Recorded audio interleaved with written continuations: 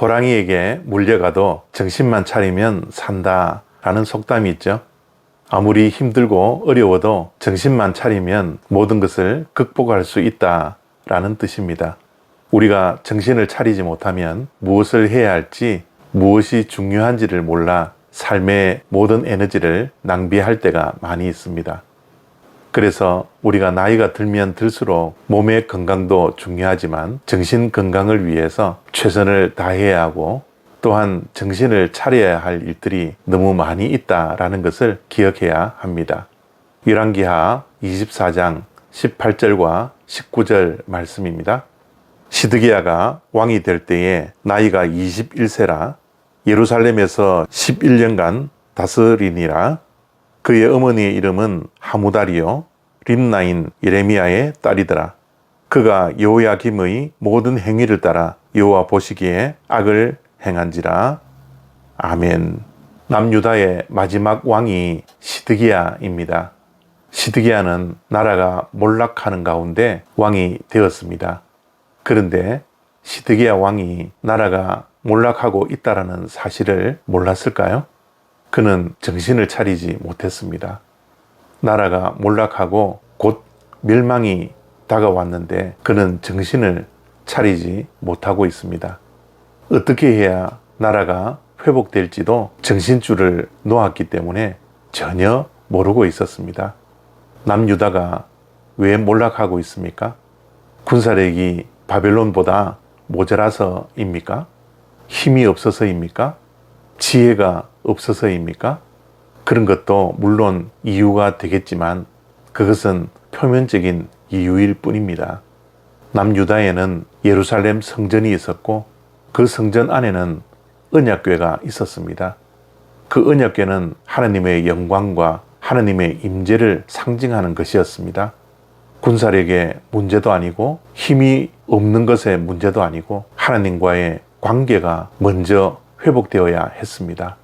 하나님은 바벨론보다 위대하시고 이 세상의 어떤 강대국이라 할지라도 하나님의 전지전능하심을 따라올 수 없습니다. 그러나 시드기야는 정신을 차리지 못했습니다. 무엇을 먼저 해야 할지, 무엇이 더 중요한지를 전혀 몰랐습니다. 나라가 몰락해 가고 있는 상황의 심각성을 알지 못했습니다. 그는 계속해서 하나님 보시기에 악을 행합니다. 현재 우리의 삶도 말씀을 통하여 살펴볼 수 있는 시간이 되어지기를 바랍니다. 우리 또한 정신을 차려 하루하루를 살아야 합니다. 늘 하나님과의 관계가 우선 되어야 합니다. 하나님의 말씀을 먹지 않고서는 육신의 밥도 먹지 않겠다라는 결단들이 우리들에게 있어야 합니다.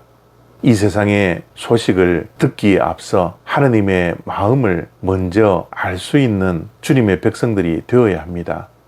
우리의 삶 속에서 일어나는 모든 문제는 문제가 아니라 하나님과의 관계가 문제라는 것을 우리는 기억해야 합니다. 하나님과의 관계 회복을 위해서 무엇을 해야 할지, 어떻게 해야 할지 정신을 차리고 기도하며 말씀 안에서 해답을 얻어야 합니다. 베드로전서 4장 7절 말씀에 만물의 마지막이 가까웠으니 정신을 차리고 근신하며 기도하라 말씀했습니다.